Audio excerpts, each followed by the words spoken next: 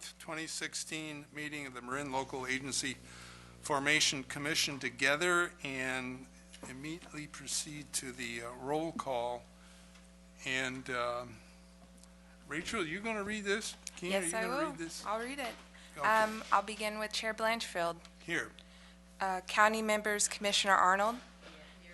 Commissioner Connolly. Here. City members, Commissioner Condon. Let the record reflect Commissioner Condon is not present, but she's expected to arrive. Commissioner Phillips. Commissioner Phillips is not present, but is also expected to arrive. Okay. Special district members, Commissioner Murray. Here. Commissioner Baker. Here. And alternate members, we have Commissioner Burdick. Let the record reflect that Commissioner Burdick is not present, and Commissioner Cayos. Here. And Commissioner McEntee. Oh, McEntee, excuse me. Thank you. And let the record reflect that a roll has been taken. Thank you, Rachel. We have a quorum and thus can conduct our business. First, I'm going to go to the agenda. If anybody has any change in the agenda order or anything they wish to add or subtract, please let me know. Not seeing that, I'm going to assume the commissioners concur with the agenda, and we'll move to our first item, which is our adjournment into closed executive session. We're doing this to confer with legal counsel on matters that might result in litigation against the commission.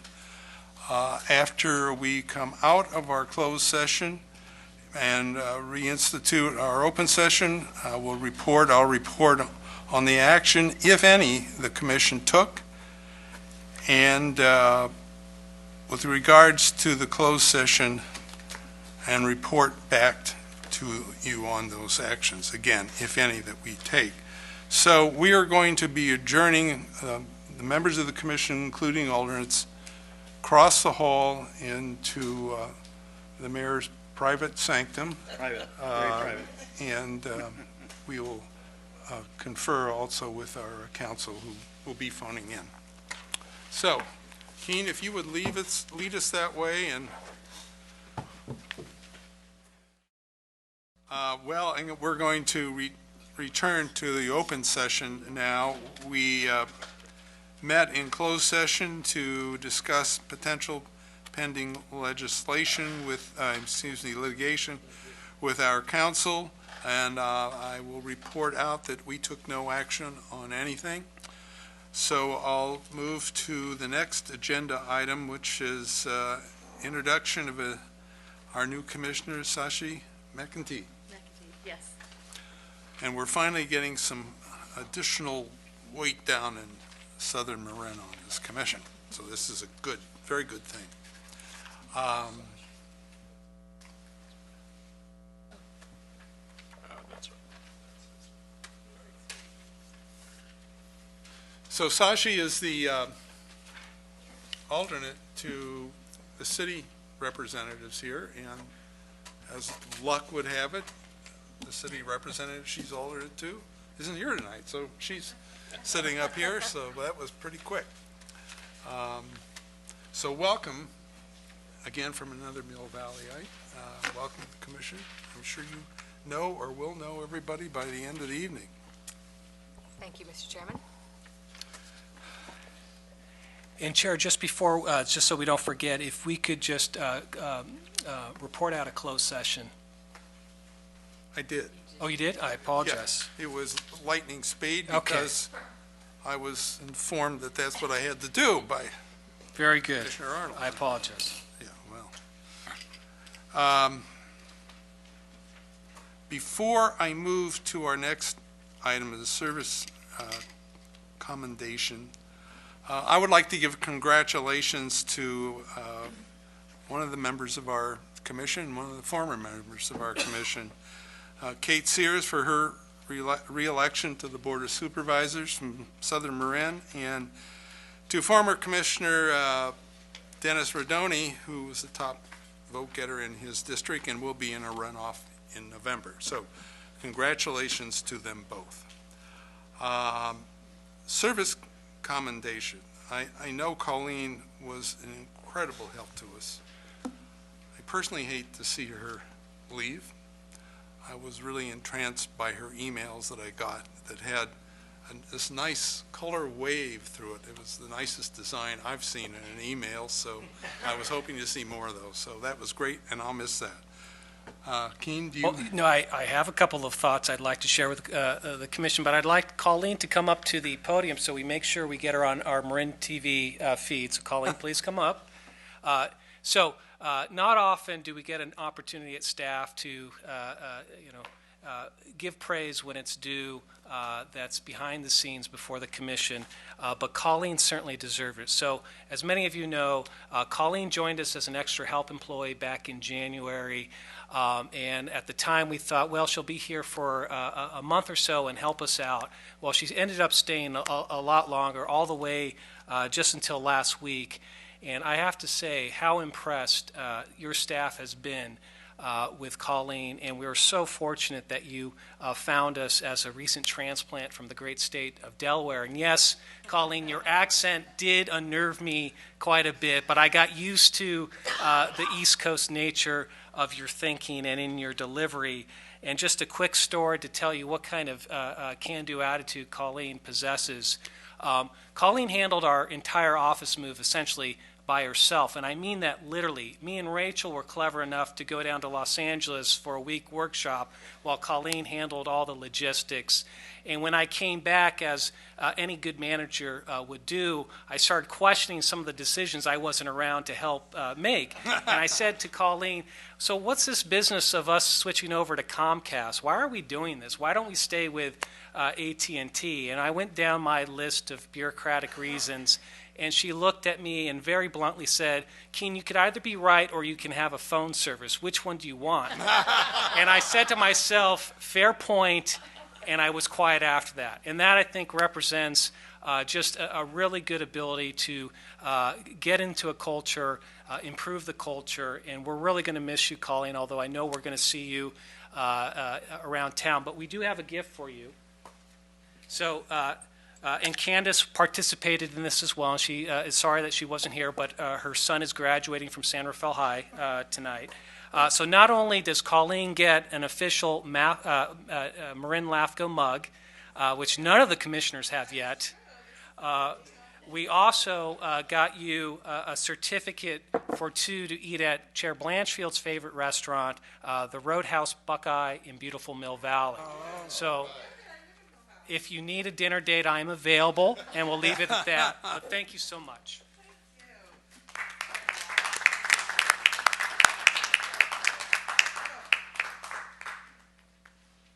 Well, Colleen, I just have one thing to say. I really enjoyed your accent. My wife's family from Delaware, and it's a gorgeous little state. Yeah. But I enjoyed working with the dynamic duo, and now that Candace is back, I love Candace. The Three Musketeers can go back to make them laugh to the best it can be. So I appreciate the opportunity to serve. Thank you. Thank you very much.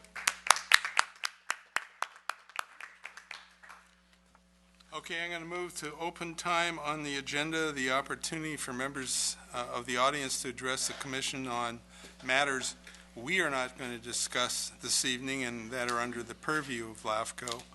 I have no indication anybody wishes to speak at this time, so I shall move then to the consent calendar. We have 8 items on the consent calendar, ranging from minutes to progress reports to just plain information. So if anyone would like to speak about, any of the commissioners would like to speak about anything on the consent item, just let me know and we'll pull that off for discussion. And if not, Off item, okay. item 6, but it's really just a typo. We don't have to pull the item. Okay, you can inform Keen what that typo is. Good. I'll entertain a motion to approve the consent calendar. Second. We have many motions, many seconds. All Commissioners in favor signify by saying aye. Aye. Commissioner opposed? Commissioner abstaining? The motion passes. And I will note, though, that the LAFCO conference is at the end of October in Santa Barbara.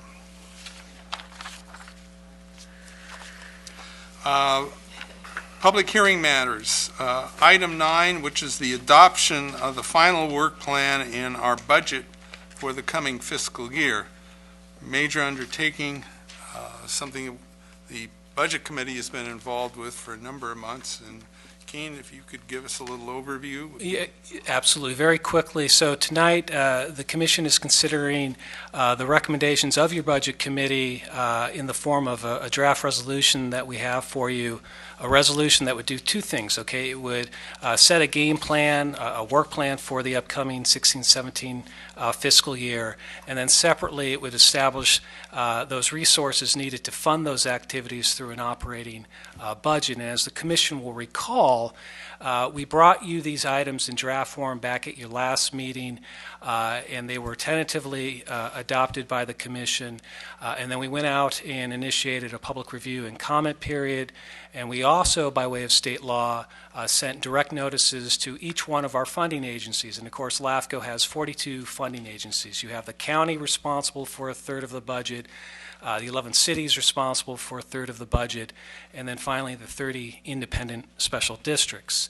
Now, both of these items come back to you relatively unchanged.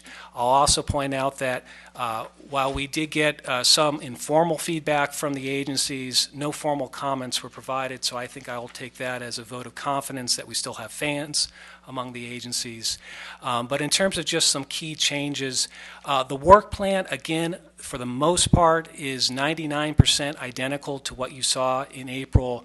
The one substantive addition that we did add was a policy review and implementation for Senate Bill 239. This is the legislation that has gotten on your staff's radar relatively quickly. It wasn't on our radar in April, but in short, it requires that public agencies, and I read the code statute to say public agencies to include county, cities, special districts, and joint power authorities, to come now to LAFCO to get approval if they want to enter into newer extended fire service contracts. This is a big deal for a lot of our local agencies. So with the Commission's blessing, we've put this at the top of the to-do list in terms of administrative projects.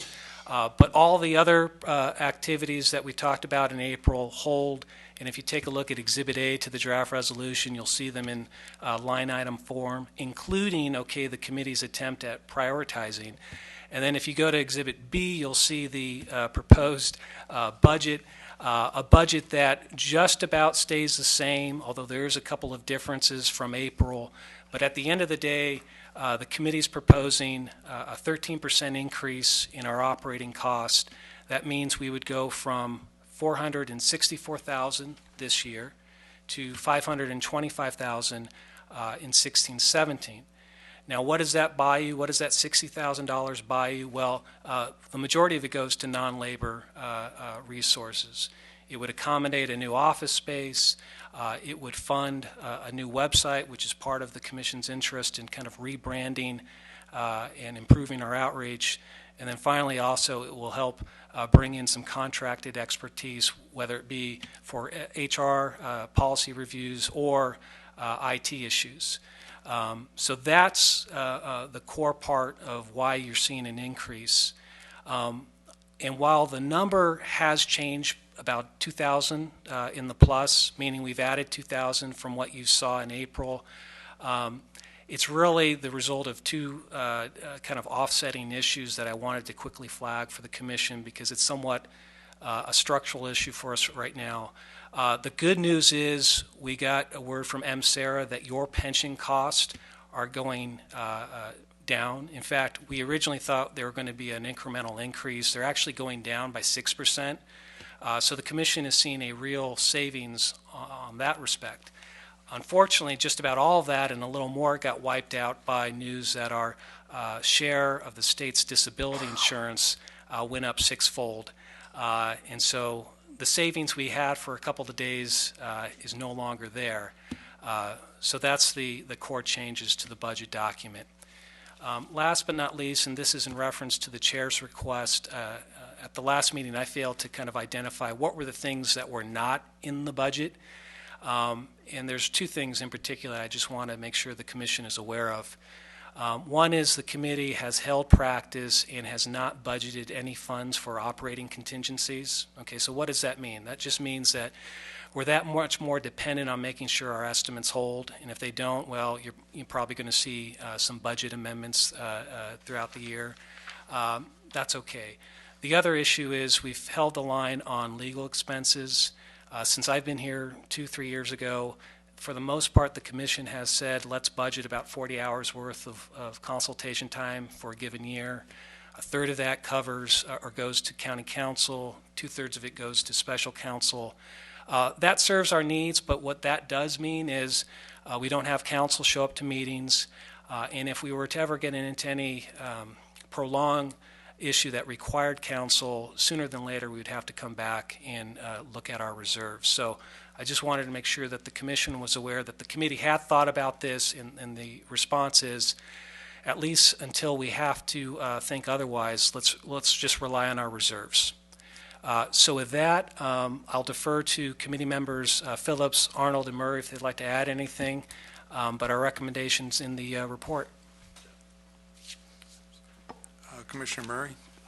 So, on behalf of the Budget Subcommittee, I just want to thank Keen and also for handling the budget control. I think there's been a lot of improvements in LAFCO that we've all seen, and within the report you'll see, despite the 13% increase up to $525,000, still it's under the median for LAFCOs at 608. So we have some room to bring it up to a median if we do have things like legal expenses and some of these other requirements such as the EDMS program, and other items are identified in page 65 of the report. But again, I want to thank Keen for a very thorough budget and also keep us moving towards improvements and within budget control. So thanks very much. Thank you, Commissioner Murray. Okay, Commissioner Phillips? Well, I just want to make sure that credit is given where credit is due. I was out of town during this period, so my contribution was 0. I will make a note of that. Okay, thanks very much. My comments to Keen were, you know, if we have funds and reserves that we can allocate or tap into if we need to under legal, which I think is a pretty lean budget item, that we just ought to be aware of it at this point, and I'm sure the commissioners are. So if it should rear its head in a few months, we're forewarned. Thank you. Any other comments, questions commissioners may have of either the executive officer or the committee before we open the hearing? Okay. I'm going to open the public hearing then on both our proposed budget and proposed work program for the upcoming fiscal year. Not seeing any one wishing to have comments on this matter, I will have a motion to close the public hearing.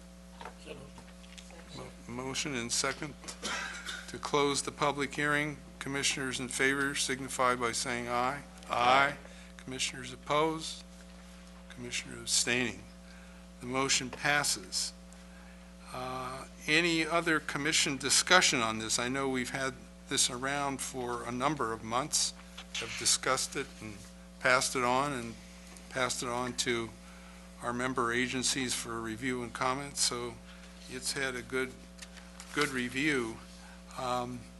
If there are no questions, I sure would entertain a motion to adopt a resolution that adopts the proposed budget and work plan, and that resolution is found on page 67 of your overall budget numbered materials.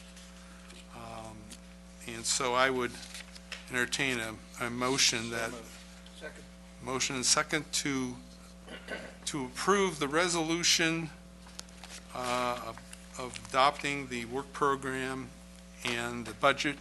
Commissioners in favor signify by saying aye. Aye. Commissioner abstaining. Any commissioner objecting? The motion passes, and we have an approved budget and work program for the upcoming fiscal year. And then, Keene, you pass on the materials to the appropriate people. I will. Okay, We will get paid. okay. Now, another item that's been around for quite a while, that was number one on our list when we first began putting together our strategic plan after Keene came on board, and that is a comprehensive update of our policies, procedures, and guidelines. It's one that the Policy Committee, Commissioner Burdick, myself, Commissioner Baker, worked on with the staff over, it seems now, a couple of years.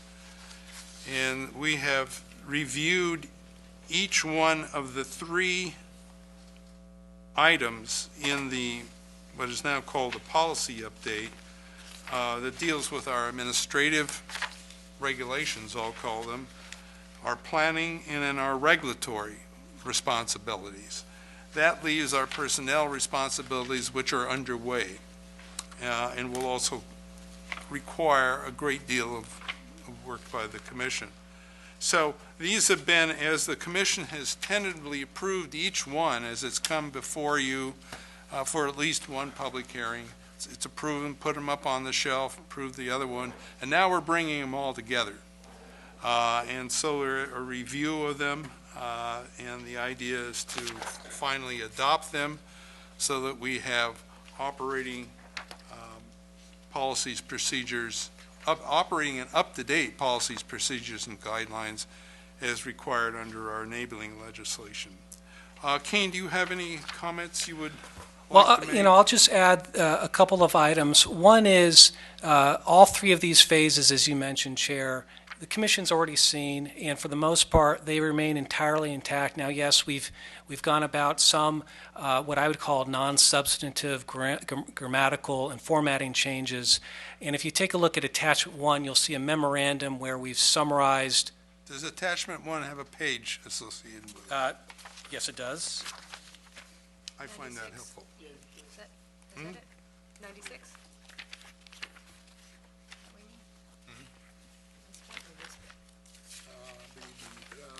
This would be his cover. 83. Page 3? Excuse me, 83. 83. Oh. Oh. Wait a minute.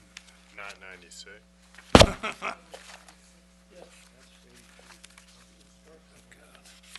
I believe it starts on page 90, so the, You're correct. I apologize. okay. You were referring to what? Well, so this is just a memorandum from staff just for the benefit of reminding the things that the Commission has already talked about, ranging from prescribing timing on annexations, establishing procurement and accounting practices, and other items. All that remains intact as part of this item before you. The handful of things that the committee did add that's brand new are they're important, but they're somewhat internal. For example, we've expanded and redefined per diem coverage now that we're meeting every other month, and then also established some wording specific to your standing committees. Everything else stays the same, and the idea here is the last phase the committee is already going to start work on, and we'll bring back to you hopefully sooner than later. There are a couple of placeholders you'll see in this document in phases 1, 2, and 3 where the committee recognizes, hey, we still need some work to do, but it shouldn't stop the overall document from going forward. For example, the big issue is this commission ultimately is going to have to come to a definition of what substantially surrounded is as it relates to island annexations. And the other one is, and we're going to talk about it at the next item, I think maybe there's some revisions for our dual annexation policy, but we didn't want to touch those now because they're rather weighty discussions. Okay. So I will defer back to the chair. So if the commission adopts this tonight, it amends our existing policies, procedures, and guidelines, and is in effect. This becomes your policy document going forward. Okay. So this is a public hearing, but before we jump into that, if commissioners have any questions of Keen in his presentation and need a clarification, now is the time to do that. Commissioner Murray. Keen, the record retention schedule, it says it's referenced in Appendix A. I didn't see it within the packet. Perhaps you could explain. I imagine we're going to get this at a later date, something like this. Yeah, so, and I apologize, so there are a couple of places where they reference documents that are already on the books, records, the records retention, we will get to you once we codify all this. As part of that, we're also hoping you give us a little allowance. When we took all the track changes off, yeah, we got a lot of the spelling and the issues resolved, but we appreciate some of you already have noted there's some missteps. We'll clean that up and get you a done copy. Yes, great, go ahead. Just a couple other things. One, the red, white, and blue colors in the document, it'd be nice just to have one single color. It reads a little easier. And then I see that we're shifting parliamentary procedures to Rosenberg rules. That's section 3.1 to 3.16. How is that going to affect us in regards to LAFCO operating as a LAFCO body rather than special districts or county or city? And so, yeah, I remember we had this discussion a few months ago, and I guess this Rosenberg rules is becoming the more norm for especially kind of legislative delegated bodies. And hopefully all the members a few months ago got a copy. I think we passed out a copy of them. I know there's actually a training online that I'm due for on this. And I know that the chair spent some time at some session in which this was kind of the new thing, if you will. Well, it was advocated particularly by the cities as a way to follow the correct procedures of governmental institutions, but in a way you could understand it. If you read or attempted to read Robert's Rules of Order, you'll understand that.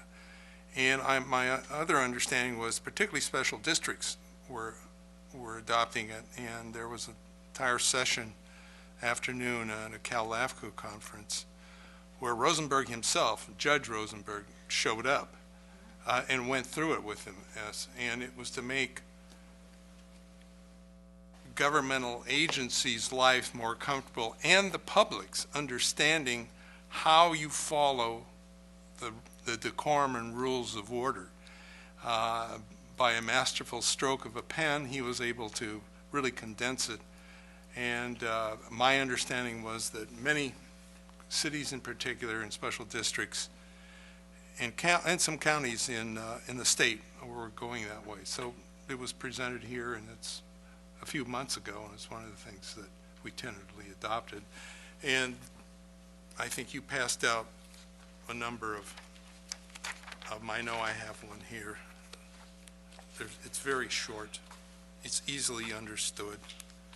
And it's a guideline for conducting your meeting, whether you're a county, city, special district, or just an organization. Chair, if I may indulge the commission, I forgot in my comments, because we do have one speaker who I think will speak to it. There is one item in section 5.0, which is the very last chapter. Does it have a number on the page again? You know, my copy of the numbers unfortunately got cut off, but I believe it's section 5.0, so it's towards the last 3 or 4 pages. 0.0, okay. 160? 164. 164? And okay. this speaks to number 6, and I apologize because I don't think I flagged this issue before for the commission, But number 6 previously had a phrase, and I'm just going to, it's a one sentence, and let me read it into the record. Prior to our revision, this statement said, in reviewing a city, town, or special district sphere of influence, Marin LAFCO will exclude lands in agricultural or open space use that serve as community separators unless special conditions warrant otherwise. In the course of the revision, somehow this phrase, community separators, was struck. So it's not in your clean version anymore. And Mr. Savell, who's in attendance tonight, asked about why we struck that. And frankly, I think there's a good reason for it to be left in. And but I wanted Mr. Savell to have the opportunity to address his own thoughts on this. And then if the commission thought was agreeable, I think staff agrees there's merit here. Okay, during the public hearing, that Yes. would be appropriate, which if commissioners don't have any further questions for you, we could move to, but you may have additional comments you wish to give to us and the public. Well, right now, that was all I had for you. All right. So, Everything else is great, but I'm that one sure. time. I'm sure it is. Okay, I'm going to open the public hearing then, and Mr. Savalas, is it? Savella. If you have comments, we would appreciate it, and Is this someone else's paperwork up here, or could be. hopefully I can cover it? And Keen, there was a prior one from November, and I didn't know how you wanted to handle that. I had emailed you. We talked briefly today about that one. That's also part of this. It's on? Okay. It's on? Okay. Yeah, there you go. Okay. Rick Savell, 499 Adobe Road, Pen Grove, California. I'll be participating in these hearings for two reasons: as a property owner in Marin County, but also a concerned member of the public when it comes to the MSR Lucas Valley San Rafael review and how it coincides or is consistent with the county's open space district and general plan policies. And this relates to that. I spent the better part of my spare time over the last 7 months assisting, representing the community of Pen Grove and assisting Greenbelt Alliance and working with county staff in Sonoma County for the community separator ballot initiative. And in the general plan, we're also looking for enhanced areas that we may add through the general plan process. My concern is this, I did find a great surprise and envious of the 180-page comprehensive open space district plan that Marin County has. We have a good one in Sonoma County, but Marin's is better, notably. That was adopted in 2008. 2007 was the county's updated general plan, and I believe the last MSR for San Rafael was 2005, so we've got some newer documents since then. To be as brief as I can be, my concern is this: as I read from the open space district under the land conservation plan, and it is also a strategic plan for conservation, it directs the department's land conservation efforts towards 10 target areas that are shown in a figure. One of the 10 is in the region we're going to be looking at, Central Marin Ridgelands. Important community separators and ridges of Terra Linda, Sleepy Hollow, Southern Heights Ridge, and North Ridge areas should continue to be preserved. But what this is directed at is that apparently these areas represent gaps between protected open space, they mean officially protected open space, and parklands where some form of land preservation should occur and are consistent with land preservation priorities in the Marin County-wide plan. Targeted land service community separators and green belts as defined in the county-wide plan. As it relates to this language, I understand every county and district office has its own priorities, but when I went through the policy sections here, this was the only sentence that I found in any of this that said community separators, whereas in Sonoma County, we have a whole page as to intent and background. I think it's something that's coming this way. It's wanted and directed in the Open Space District Comprehensive Plan.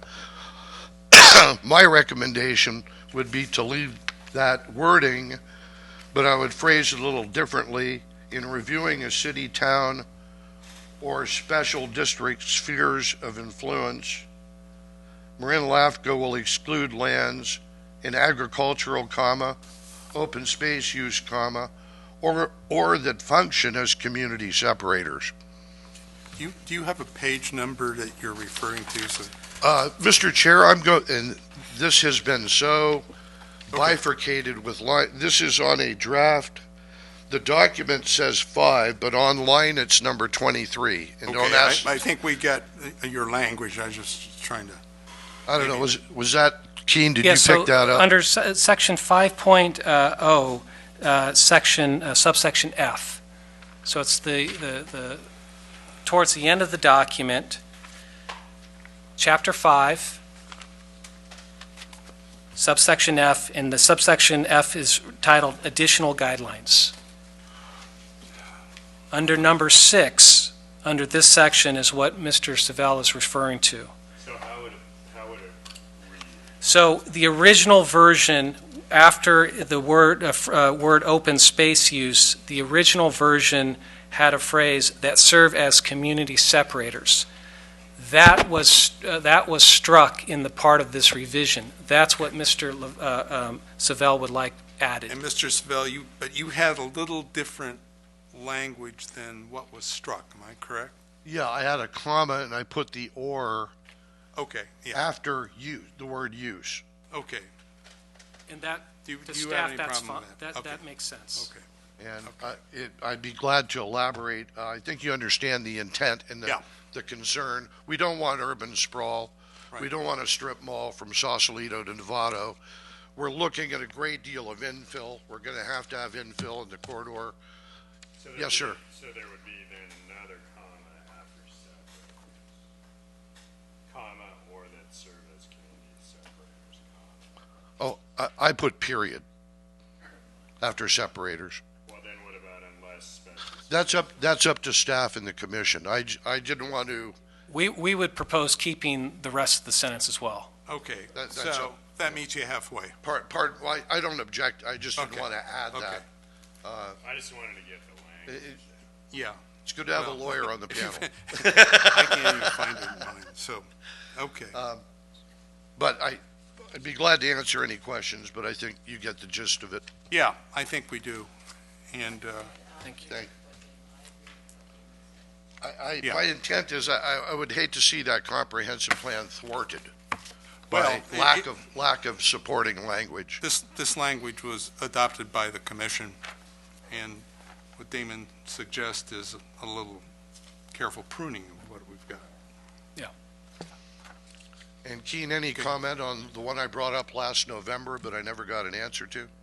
So, Mr. Savell had emailed me last May and wanted to, and again, I did not share this with the commission, Mr. Savell. I took it as just an email communication between the two of us, so I apologize if your intent was for it to be seen by the commission. But it was a form of questions, and ultimately, the question was, when we talk about unincorporated islands, there is and let me go to the section, so bear with me for 1 second.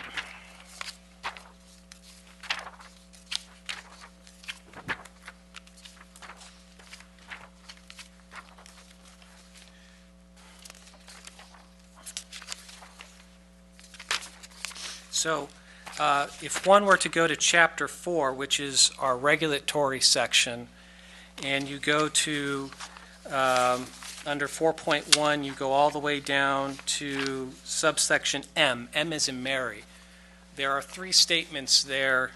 Make sure I'm on this. I apologize. That was another question you had raised. Hold on. I am really trying to help. No, you are. You are. As I often say. You- in the you county- asked very Sonoma good- you asked County, very good I'm here questions, to help. Rick. It might not seem like it.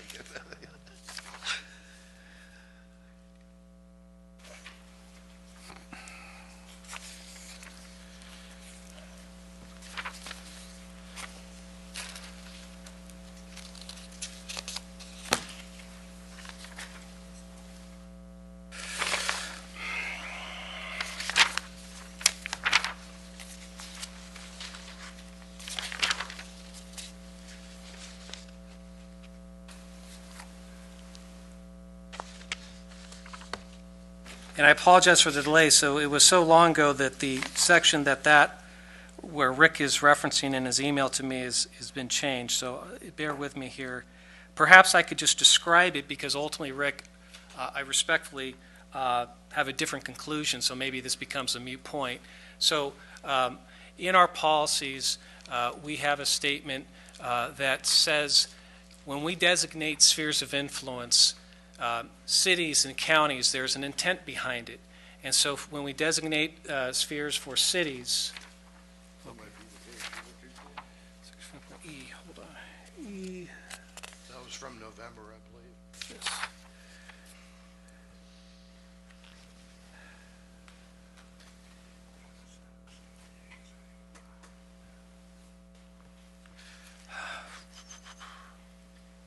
Partway down. No, I apologize, Rick. I'm just having trouble finding it, but Finding it in the context of the original draft, or? well, yes. So Oh. perhaps if the commission could give me a second, and if there are other questions while I look for this one response to Mr. Savell. Again, I apologize. Yeah, Rick, why don't you outline what you're talking about? Okay, did I give Keen my draft? I think I did. There. He's got the letter, so actually I'm gonna need that, Keen. Maybe, Yes. did you guys rehearse this before? I apologize. Sorry. Actually, I brought this up in November, and I never got an answer to the question, so I sent it again in May, but they've been very busy moving and such. This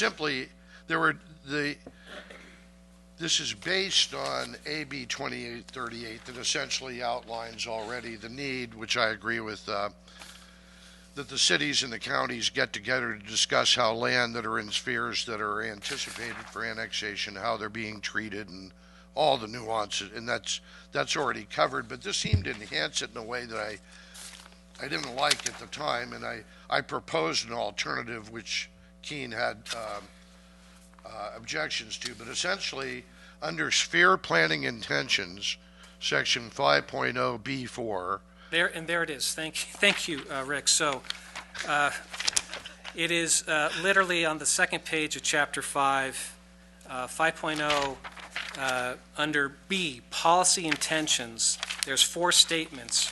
Rick is making reference to number B4, the very last one. All right. It starts off by saying, it is Marin LAFCO's intention. B4. Yes, page 165.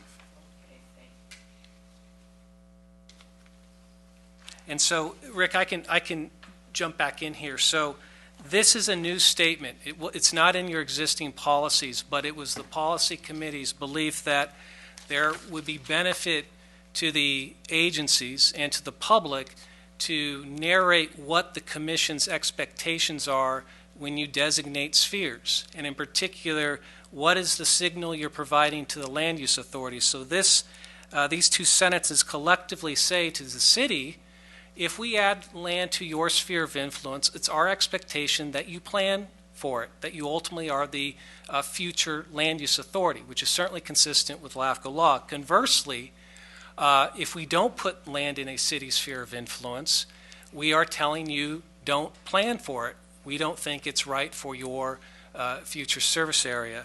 In the communications with Rick, he had suggested that it would be ideal to create a signal in which, and Rick, you can correct me if I misphrase this, that LAFCO should create a qualifier that cities should only plan for unincorporated lands in their sphere at the time of a annexation, correct? Well, no, meaning it's up to LAFCO to whatever signal, an acronym terminology. I just used a template example like notice of intent to annex. It could be pre-zoning. But instead of just say, because otherwise, to me, it's open-ended and it doesn't tell you when it commences. So if I read this, provides an explicit expectation by the commission that land placed within a city-town sphere of influence be planned and ultimately developed by the affected city-town. Yeah, that's awkward wording. Yeah, that tells me it commences the next day. So in a situation like Los Ranchitas, where we've been in the sphere for over 40 years, we've been waiting, our plannings, I go to San Rafael City planning for 40 years until they decide to annex us. There's no trigger. Meaning, my proposal was saying something that upon receipt of whatever the trigger, the flag, whatever, then it shifts over. And again, that's supported by, what is the legislation? AB 2838 already. This is an enhancement of it. But I guess looking at wordsmithing, it's just a little too open.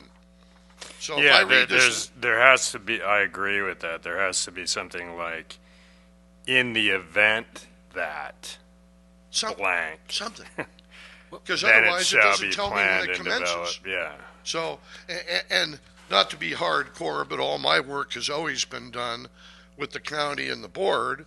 It says counties possess the sole land use jurisdiction over unincorporated territory, whether located outside or inside of a city sphere of influence. That includes planning. To me, this is an attempt to kind of peel off planning and get that over here in advance of any trigger, or when does this start? But again, this is a layman, so I appeal to you, the experts. You may be speaking very specially categorically so that it doesn't really apply to the layman. It applies to the specialties of your profession. But to the average person or at comprehensive planning, that looks a little funny to me. So with all due respect, and I'll set back down unless you have questions for me. I think you're well ahead of me in the gist of it. Sir, are we talking about just the second sentence? The first. First? Yeah, in other words, it's an affirmative statement without any qualifier. Correct. The sphere of land in the sphere of influence shall be planned and developed Solely. by the affected city so town. We're saying that the county could and should do it as well, but at some point, when the city indicates we want to go in there, and it's within the sphere of influence, then it needs to do the appropriate planning and zoning. Like at the point of an annexation application? Or that's pre-zoning approved, or whatever. Keene had his ideas as to what, but the qualifier, that was the word choice I was looking for. Yeah. Thank you. I'm not quite sure what it should say, but Yeah. it should be qualified. It just doesn't tell me a commencement date, so it makes me a little uneasy. It's nice having a lawyer on the panel 2 times. Could I offer a Thank you. suggestion? Because I think I understand Commissioner Connolly's comment in the affirmative to Mr. Savell, and we're dealing just with the first sentence of number 4. Right. And let me just suggest, if the desire is to create some kind of closing in of the statement, one could add at the very end a statement such as, and consistent with their adopted land use policies. So you're doing two things. You are doing the LAFCO thing by saying, hey, when we draw spheres, our expectation is, city, you plan for that. But then for the qualifier, which I understand Mr. Savell to be suggesting, if it's the commission's pleasure, you could end that sentence by saying, and consistent with adopted land use policies, which infer there's this whole process of public engagement and buy-in by the affected city council. If you're looking for the tie-in, the land use policies, whether it's a general plan designation or pre-zoning, is going to be the trigger for an annexation. What is the problem that this seeks to solve? I mean, I'm looking for, I mean, to craft language, it must be around a particular issue or problem. And I'm not sure I understand what it is. Are you asking me why we added this to begin with? Yeah, basically that. It was the committee's discussion of creating something in writing to signal what does it mean for unincorporated land to be added to a sphere. Because right now, under existing policy, there's nothing that provides meaning to what that should tell City X. I guess the issue is, and going back to the specific unincorporated area in question, Los Ranchitos, is in a sphere, namely City of Santa Fe, but for a very limited purpose, to get certain services. This seems to be opening up a Pandora's box without qualification, where they would be subject to development dictated by the city. Well, so long as it's in the sphere, though. So the commission is, when the commission adds something to the sphere, you are signaling. And certainly the commission can review spheres and amend them, or create policy specific to an agency sphere. And maybe this will work, and I think I mentioned this on the phone. I would treat these policies as our version of a general plan. It doesn't preclude you from getting more prescriptive, i.e. a version of pre-zoning, when you do individual sphere updates. And you can whittle out exceptions as you see fit.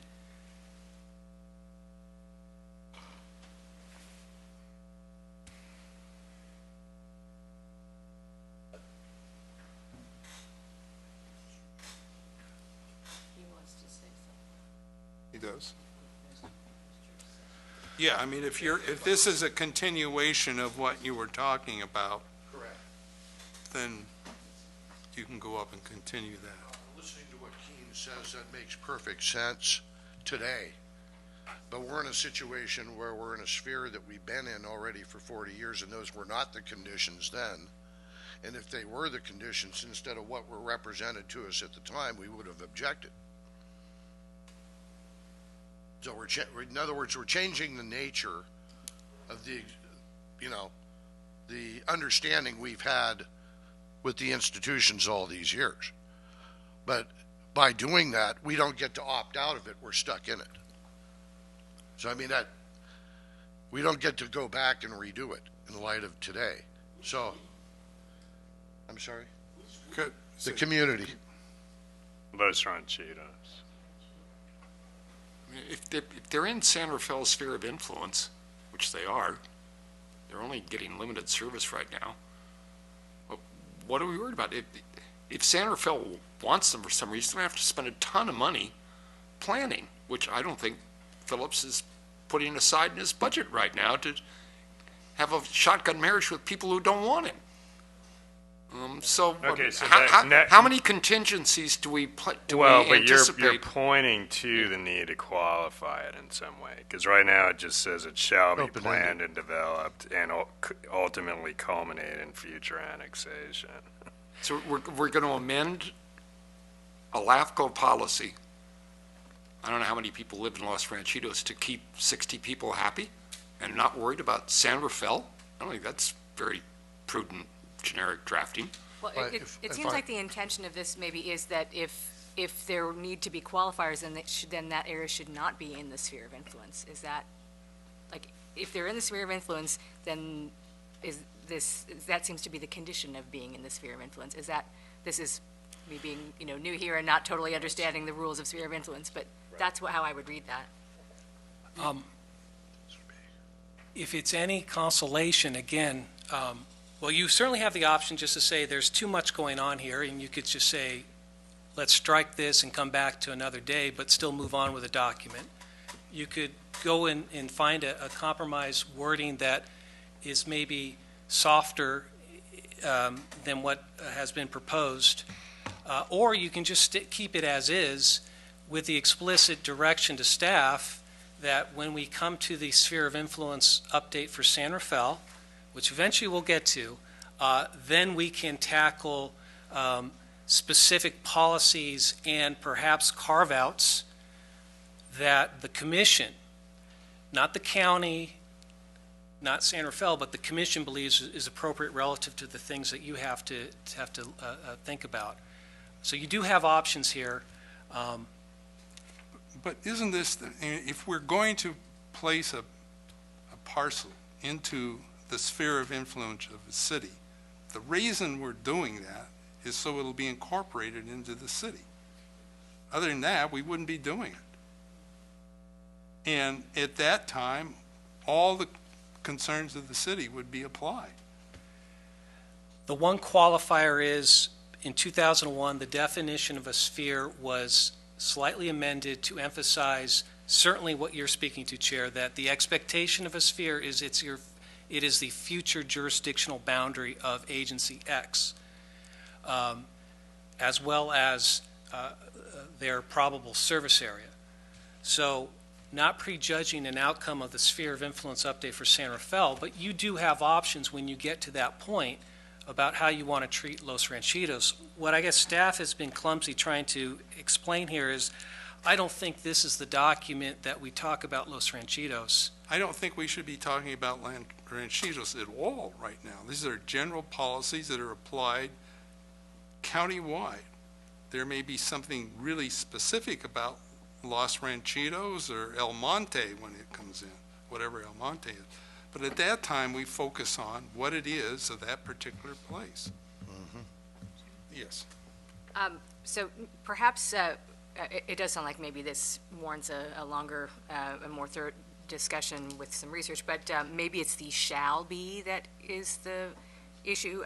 On the LAFCO .org website, it says the purpose of the sphere of influence is to ensure the provision of efficient services while discouraging urban sprawl and premature conversion of agricultural and open space lands by preventing overlapping jurisdictions and duplication of services. Commissions cannot tell agencies what their planning goals should be. Rather, on a regional level, LAFCOs coordinate the orderly development of a community through reconciling differences between agency plans so that the most efficient urban service arrangements are created for the benefit of area residents and property owners. So if we say shall be, this seems to, we can't really say, we can't prescribe that. So maybe it's the shall be. Yeah, where does the shall? Maybe that's the problem rather than. You're saying intention. The commission's intention. Yeah, maybe it's not shall, maybe it's could be. Or just strike shall, and it is Marin LAFCO's intention that unincorporated land placed within the city town sphere of influence be planned. Yeah. Would that be acceptable? I will defer to Commissioner Conley's decision. I would like to add, not for argument, but for the record, it's 450 people, and this is not a policy. This is a proposed policy. It's not adopted yet.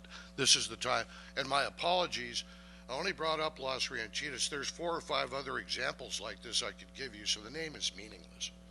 What if it's may be planned? Yeah. Does that make sense, may? Because then that doesn't There's other areas require this could anything? apply to. My apologies. Yeah, because it's not enough just to eliminate shall. If you say may be, then it's, it's not dictating anything. Well, and this, Yeah, I don't even this think may that's is permissive, and of course it can be planned and developed. But what's the suggestion? Maybe. No, it still don't has to think be that does anything for you. tied. Yeah, that doesn't really accomplish anything. It still has to be tied to some sort of. I After think, the I subcommittee. think we can take another hour on this. And thank you. I was sure that was a motion. This is something, I think we can pull out and talk Yeah. later about. Pull it out and get a subcommittee to look at it, and then, that sound good? Yeah, the legislative subcommittee, I think. Well, the policy committee's still meeting, so you pull this out and we add it to the to-do list. Okay. We're going to do that, and we can move on then. Damon's on the policy committee. Yes, he is. But we don't give him a pen. So just to help kind of orient the commission, it sounds like there's agreement to move forward on these first three phases with the addition to the section 50, number 6, that we add some commas, add a comma after agricultural, add a comma after open space, and reinsert the word that serve as community separators, comma, Or that service. or that service. Okay, so we have that amendment, and let's see. So that change on the community separators would be incorporated within the recommended. Yes. And that we will pull out the other matter and send another that to day. the policy committee, which will come back and report their thoughts for further discussion. So, we're at anybody else? Well, Mr. Sevelis, are those your comments? Yes, sir. Okay, thank you. Any other comments from the audience on this matter? Well, I will make a motion to close the public hearing then. A motion and second to close the hearing.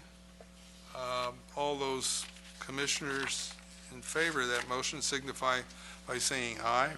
Aye. Any commissioner abstaining? Any commissioner opposed?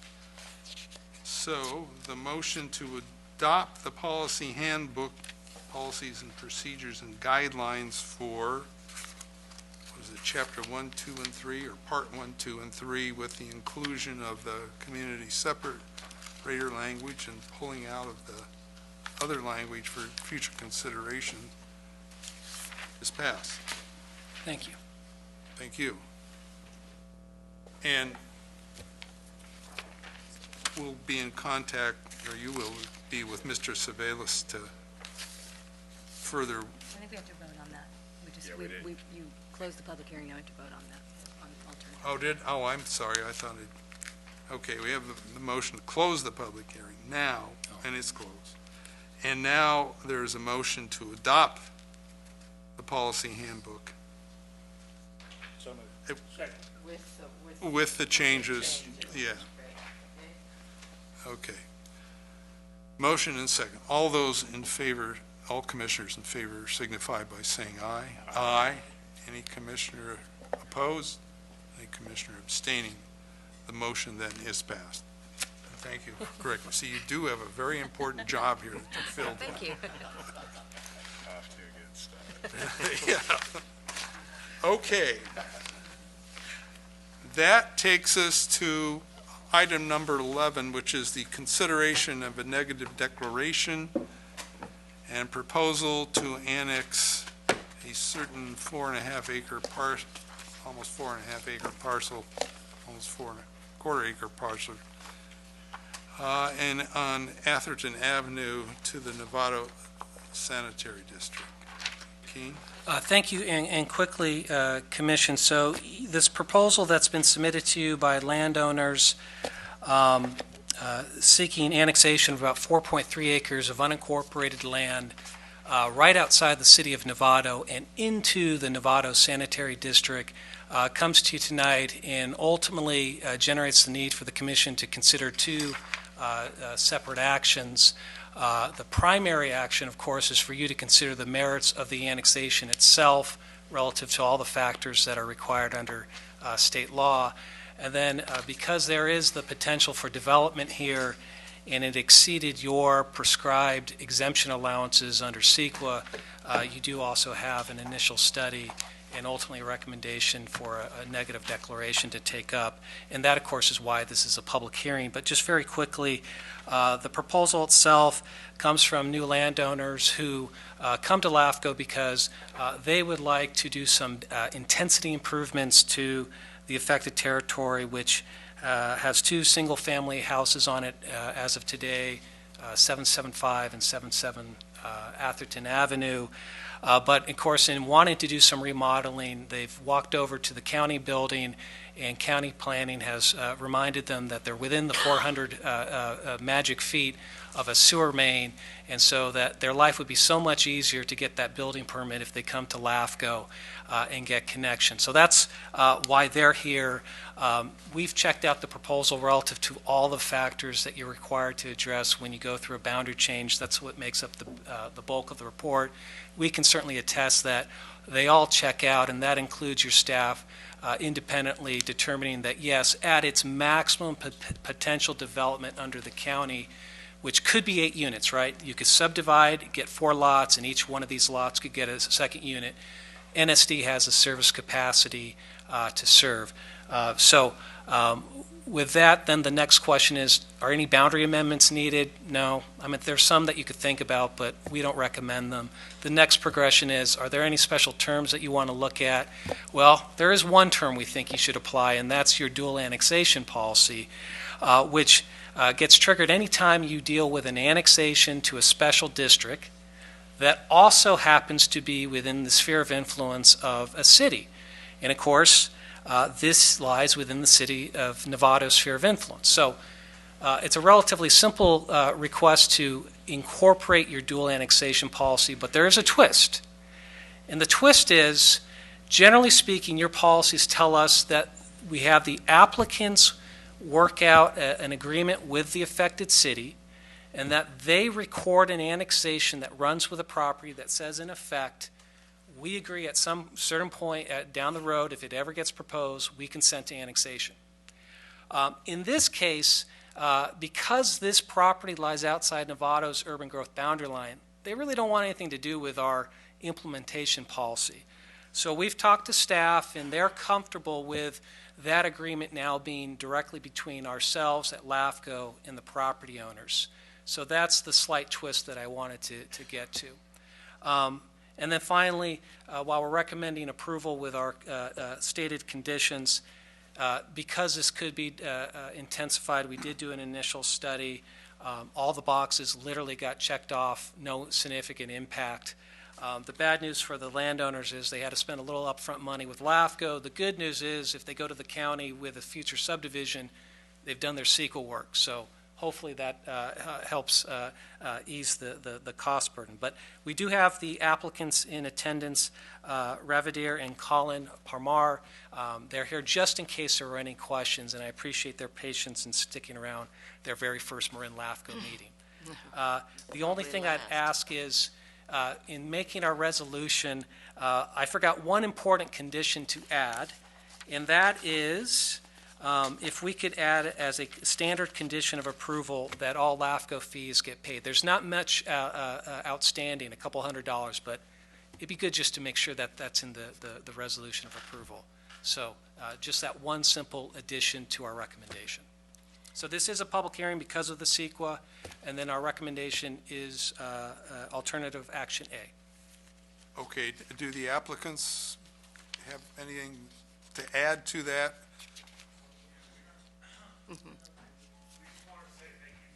Could you come up with the microphone? I know you've been waiting a long time, so you gotta say something. My name's Colin Parmar, and we just wanted to say thank you for taking the time to include us in the hearing today.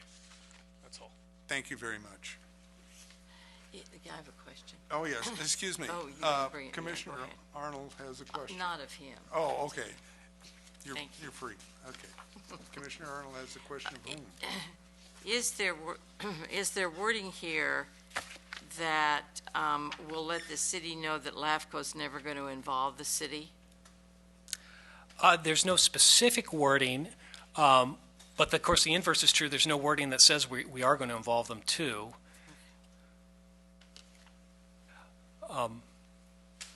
Just for the benefit of context, I had a long discussion, and I've had long discussions with City of Novato staff about this particular issue. North Atherton Avenue is one of these hot spots where the commission, for good reasons, included it in their sphere of influence, the city's sphere of influence, even though it's outside their adopted urban growth boundary line. So anytime we get proposals for this area, it creates a tension point for the city. But that said, I think staff has worked out an agreement, at least for this proposal, where we don't go to them and ask for them to sign a contract that suggests the city is promoting an annexation and development outside of their urban growth boundary line. It's all with LAFCO.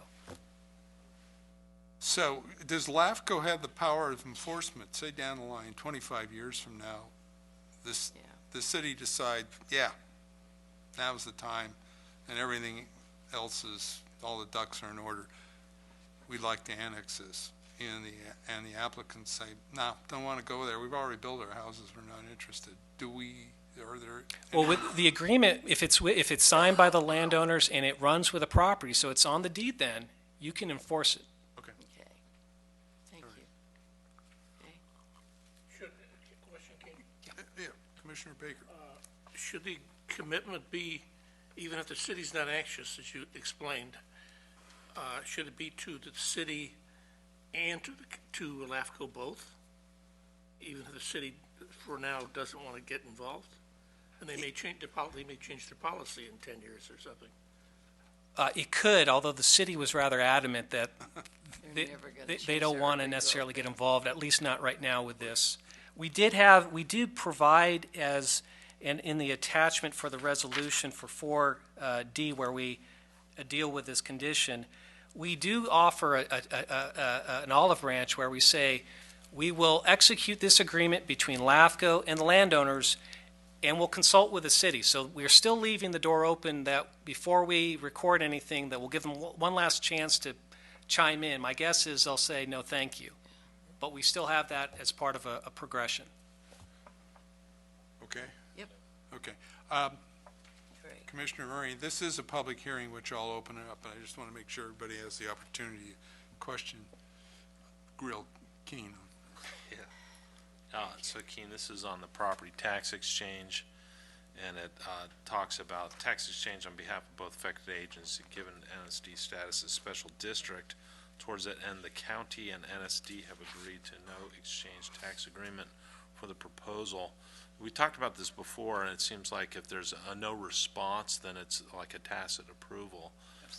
And you know, I'd like to encourage a more active review and approval, particularly if we're going to start precedent setting where certain agency districts get their property tax and others don't. And I think that may reflect poorly on LAFCO. It's kind of automatic if you don't respond by a certain time. So can you explain the level of review by NSD that and their understanding of this and agreement to it? So the baseline is anytime you have a boundary change presented to you, state law kicks in this requirement that we get a property tax exchange agreement between the principal agencies. The same section of law, though, says if an annexation involves a district in no city, the county can essentially negotiate and make up the agreement as it sees fit. Now, certainly there's other language that talks about you should do it in consultation with the districts, but essentially under state law, and this is not LAFCO law, this is Rev and Tax Code, the county has the ability to set tax rates or tax exchange for special district annexations. In our process of administering our role, and our role is very limited at LAFCO, is just noticing the agency saying, we've got a boundary change, Under state law, the county has the ultimate determination, but if anyone, you can request arbitration. If you want to do that, let us know before, June 9th, when we anticipate going to the commission hearing. And usually there's at least 30-day notice that we provide. In this particular case, we do know that the general manager for NSD responded because he had a follow-up question, so they're aware of it. And to Commissioner Murray's point, while I appreciate, LAFCO maybe could do a little more, outreach explaining to the agencies this process, we kind of have followed, what is our minimum responsibility? Because in my past experience, if LAFCO were to go beyond the minimal noticing, it could be perceived as we're triggering some kind of suggestion to the agencies, hey, you haven't commented on this property tax exchange. You might want to. It gets us in a position of kind of no-win. But that said, it's certainly something we could talk about with the policy committee as part of our outreach. But right now, admittedly, we just notice, we wait to hear. If we don't hear, as you said, it's kind of a tacit approval. I'm not saying it's a great process, but it keeps us clean.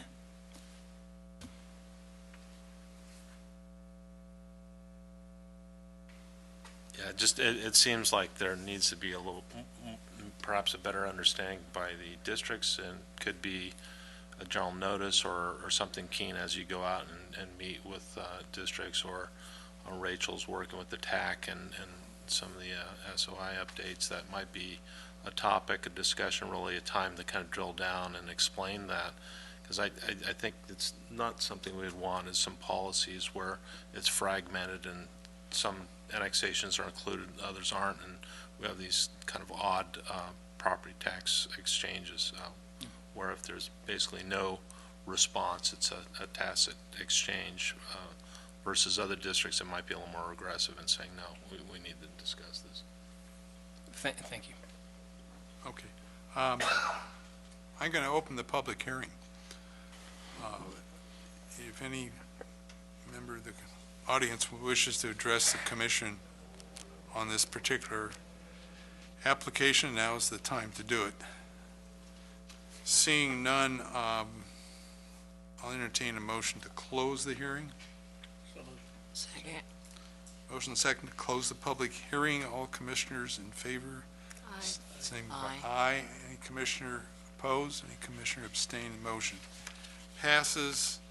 If there are no further discussions on this, or discussion on this, I'll I'm happy to move this, and welcome to the county. Second. Okay, and this includes the negative declaration or determinations? Both resolutions you have, so that will cover you. Oh, that's pretty good. Okay. All commissioners in favor of the motion to approve the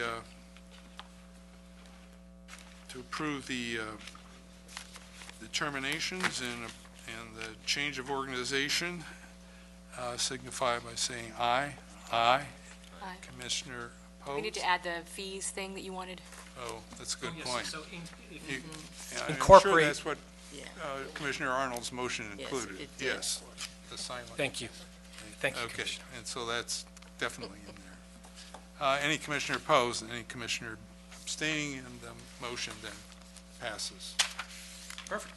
Okay, now, we'll move to item number 13, no, number 12. Annexation of parcel on Sequoia Valley Road outside Mill Valley to the Homestead Valley Sanitary District.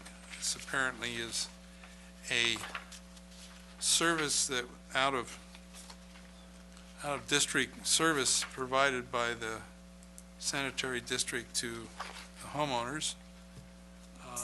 So Who the have- proposal before the commission is an annexation of two unincorporated lots located at 700 and 726 Sequoia Valley Road to the Homestead Valley Sanitary District. The lots are within the district's sphere of influence, and they have been developed to their maximum density. The proposal is unique for a few reasons. The first being that the district, Homestead Valley Sanitary District, is the applicant requesting the annexation. The applicant requests the annexation being that these two lots already receive service from the district through an antiquated outside service agreement that we believe was approved in the mid-90s, and with the expectation that following for a follow-up annexation by the landowners for whatever reason did not occur. So the proposal is trying to rectify this jurisdictional boundary to the existing service agreements and finally annexing these parcels to the district so that the district can finally receive some service fees from the subject parcels. In order to foresee future trends in service capacities, staff recommends the commission approve a boundary amendment that would include 0.1.7 acres of the public right-of-ways east and west of the affected territories. And this would just help with orderly growth boundaries and to accommodate the growth boundaries and the annexation. And the impacts would be nominal, given that the totaling, the 0.17 acres and the 0.64 acres are still less than 1 acre, so there will not be a change in filing fee with the state board, so no new costs would be added. A second potential boundary amendment that staff has identified would include a property north of the affected territories, and it's an unincorporated lot that would also help for the to promote orderly boundaries, but and it would eliminate an island of non-jurisdictional land to the district. Under the unique circumstances that the landowner did not file the application with LAFCO, and in order for this proposal to survive protest proceedings, staff recommends to leave this up to the commission's consideration, but we suggest not to approve this amendment. We would also like to note that agreeable to the commission to waive protest proceedings, given that we provided notice to the landowners and we have not heard from them as of yet. And it's suggested we can go forward today, so as long as the affected landowners do not provide commission written opposition by the end of the meeting, so that we can force the annexation. In summary, the proposal is unique it's filed by the district itself. The district is proposing to annex lands already served. LAFCO has no consent yet from the landowner, and this proposal is noticed public hearing. Okay, thank you, Rachel. And just in short, relative to all the factors addressed in the report, the proposal makes sense. It has been on the books, quote unquote, for 20 years, and to remedy the situation to get the district the appropriate cost recovery. So staff recommends proceeding with alternative action 1. I would also like to reiterate, it's a public hearing notice, so we have the district manager here, Bonner Bueller. If you have any questions, he'll be here to answer.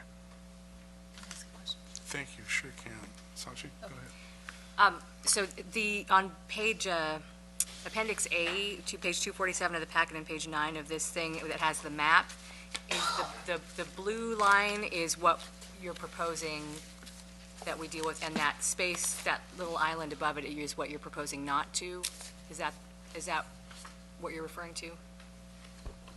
So the blue line are the affected territories, and that would include the part of the annexation. And the red are the public right-of-ways that we would also like to include. But that vacant lot just north The vacant lot just north would or wouldn't, would would, not we be- suggest not, but it's up to the commission's consideration. And the agency has not requested that. No, yeah. Well, maybe that's a question we can ask Mr. Beeler, what the condition of that, because it looks like there's a house, or at least a driveway going up there, and a house there. Whether or not that is a similar, a parcel of similar circumstances. You know, I didn't realize that we had requested the two parcels. Okay. They have been served by the district. It was part of a sewer extension between, the homeowners financed the sewer extension. We entered into a reimbursement agreement. Part of that was to pay the district fees and to annex to LAFCO. Somehow there was a transition between the managers and they never followed. Some houses annexed and some didn't. I caught this when I became manager due to another sewer extension further up towards Panoramic who wanted reimbursement for connection. So an adjacent parcel, I think one is developed, and I'm not sure which address it is, but it's on septic. It's developed. I've watched those things go up. Without having a map in front of me, I don't know. If it's a developed parcel, It's a developed parcel that's on septic. okay. And just for the benefit of context, as Rachel was saying, when we go through the code sections, there's a section of law that says, are there any boundary amendments that would make sense in eliminating a corridor or an island of the service area? And so Rachel was referencing, well, probably in an ideal world, yeah, you would take this in. But the reality is, we don't know what that landowner's consent levels would be. And we're already dealing with kind of a unique situation. And the reason why this is a public hearing is, in order to force this annexation without the written consent, we've had to do a whole lot of noticing. So that's why we've kind of gone through this process for somewhat of a nominal boundary change.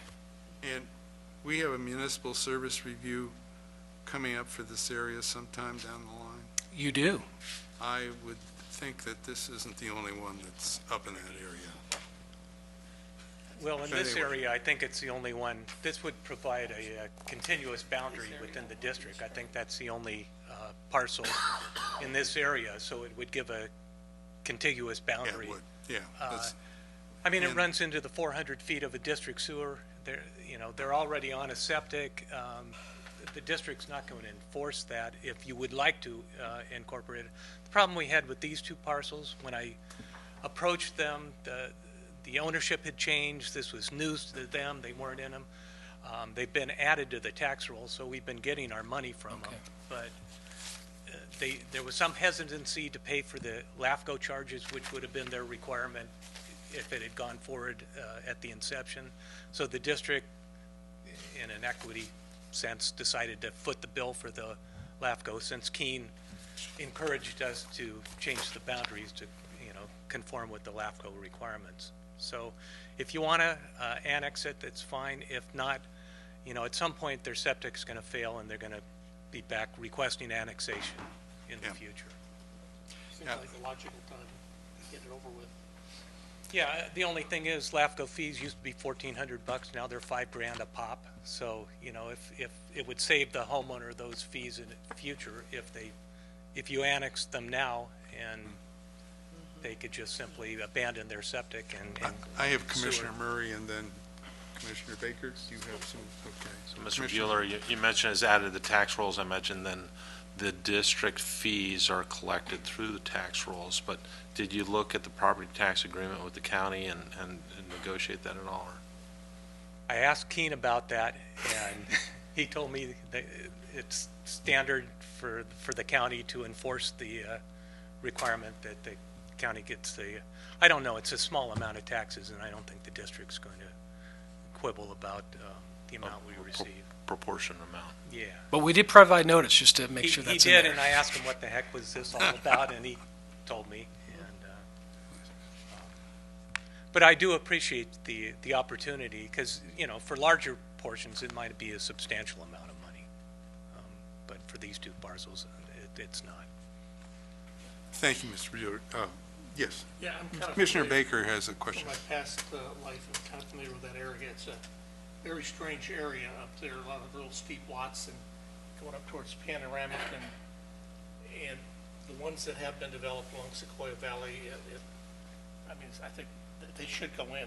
Yeah, there's a whole area up there Most that's of the modern ones are sewered, I think, now, but there's some old ones on septic, but it's a matter of time as people are taking these and rebuilding them into Yeah, huge and places. LAFCO had a request from a homeowner outside of our sphere of influence to be sewered, and we're working on that. There's a whole lot of septics up there, but due to the nature of the watershed, part goes to the city Mill Valley and part goes to our They're district. trying to break in the, Right. but there's a lot of strange little lots. It's gonna get worse up there. Yearwoods Park in particular. Yeah, so there's a whole growth, that's part of the community arguments. Well, I'm sure Commissioner Baker's, I know it fairly well, I know what's happened, but Keene, since coming up very soon is a municipal service review of this whole area, it seems to me a more comprehensive approach should occur at that time, and we should go ahead now as the district is recommended. Personal feeling. Yes, Commissioner Murray. So this for Rachel. Is this, I know there's a duck identified. Is Homestead the duck? I do not believe Homestead Valley's the duck.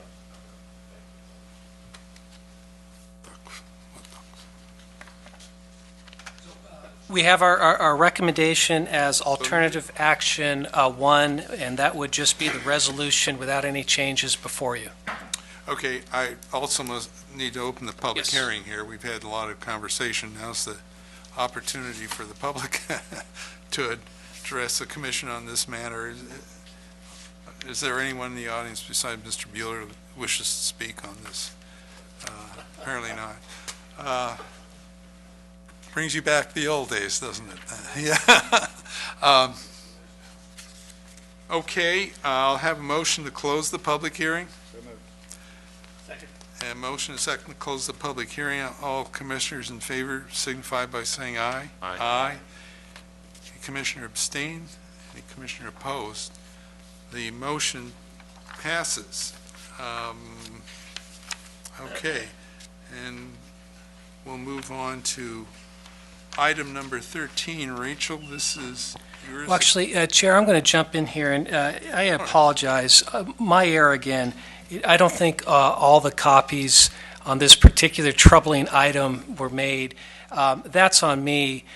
So I'm going to ask for a continuation. Now, we are still going to be doing some of the legwork in the interim, so we're not going to fall behind on schedule. But just to make sure that the public had an opportunity, let alone the commission, we'd ask your indulgence, and we'll come back at your next meeting. And again, my apologies. Sure, and we've already seen this once before. Is that correct? You've seen it in draft form, but there are some final touches that we would like the commission an opportunity to review, and I apologize. Move to approve continuance. Second? Motion to continue in a second. All those in favor signify by saying aye. Aye. Any commissioner opposed? Any commissioner abstaining? So you'll bring this back at? Oh, it's coming back, yeah. Yeah, okay. Thank you. Thank you. Okay, number 14, the legislative report. So on behalf of the committee, I think I'll keep this short. So you've got a number of bills going on in Sacramento that affect LAFCO. There's 30 in total that CalLAFCO's been tracking. The legislative committee has come up with their big 5, and that's really what's been covered in your staff report. And of those 5, there's 2 alphas running the course. You've got Senate Bill 1266. That's the Marin LAFCO seedling for JPAs to start filing with their LAFCOs. All is well with respect to that bill. It passed out of the Senate. It's in the Assembly June 15th, a big hearing. It's before the Assembly Committee on Local Government. There was a change that the senator took that he needed to take in order to get out of the Senate committee that I think our legislative committee, Lou and Carla and Jack flagged as being somewhat problematic. I kind of explained it in the report, but in short, there's a incentive now for JPAs to make sure they follow through and file with LAFCOs, which is great. As Lou pointed out, and he had a great example with SASM, it may be problematic for locals because it says JPAs that do not meet this filing requirement now with LAFCO will not be allowed to incur any new debt or issue any bonds.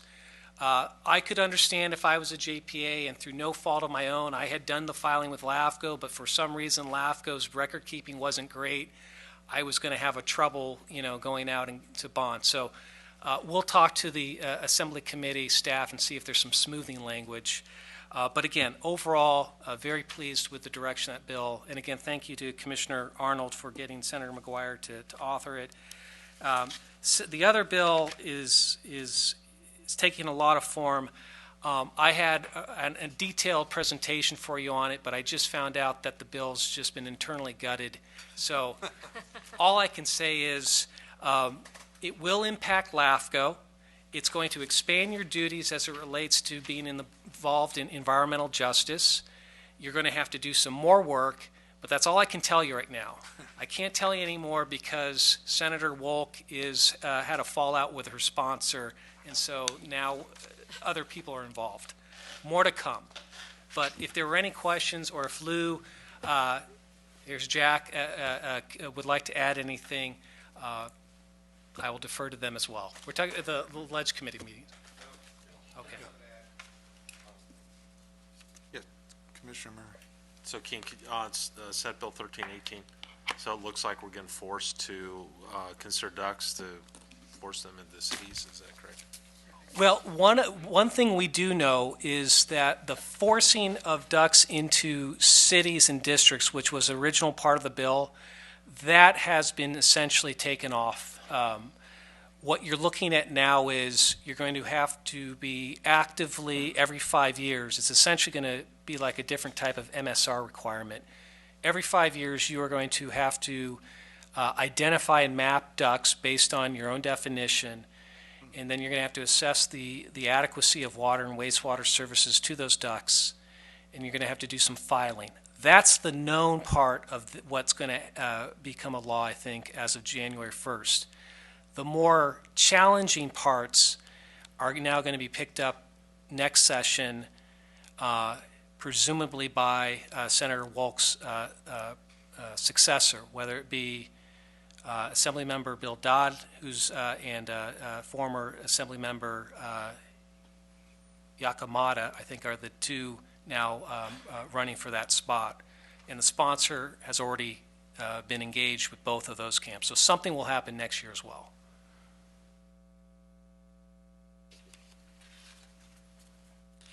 Okay, any other questions? Just to follow up, this all evolves from problems in the Central Valley. I'm sorry, I missed part of your pitch.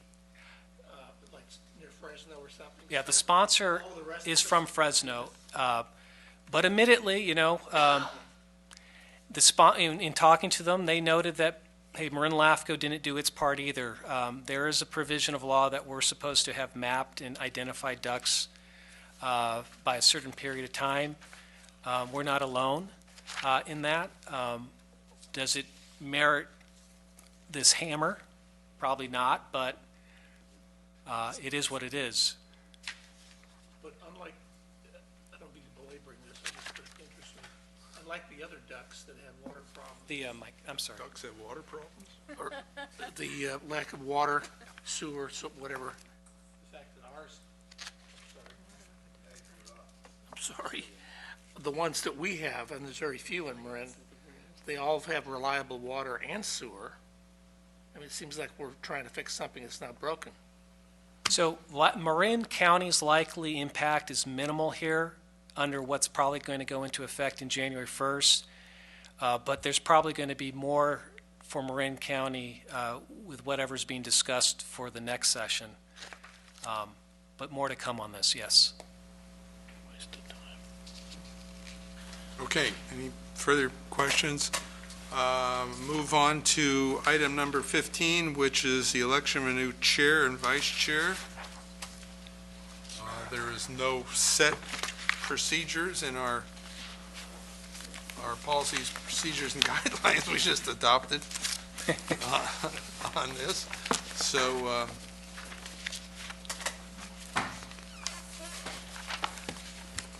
You just need a motion. I'll move we continue the stellar leadership of our current chair I'll second it. and vice chair. and vice chair, yes, of course. Okay, we have a motion to continue with the old guard. All those except for Carla, of course. All those in favor signify by saying aye. Aye. Any commissioner opposed? Any commissioner abstaining? Thank you very much on Thank behalf you of very Carla, much. who was wise enough not to be here tonight. Thank you for her, too. Keen, any report? Just very quickly, the walls are literally up in our new office to be. So by the end of the month, we'll be in our permanent suite. And we are going to have an open house, and no pressure on the commission, but we're going to kind of expect attendance from every one of you. So watch out for an email. But that'll probably be towards end of July, August, when schools are back and people's schedules are more. Traffic's at its height. Our name tags when we come. Please, and I've noticed a lack of name tags tonight. Yeah, Absolutely, you are, certainly. That's it, thank you. okay. Any commissioner announcements or requests? That's interesting. Who added that request on there? I don't see any. Take a motion to adjourn to our next regularly meeting, which is in August. Okay. Motion to adjourn? No, okay. Apparently we have a motion to adjourn, and we have a second somewhere, I'm sure. Second. Second, we're adjourned. Thank you very much.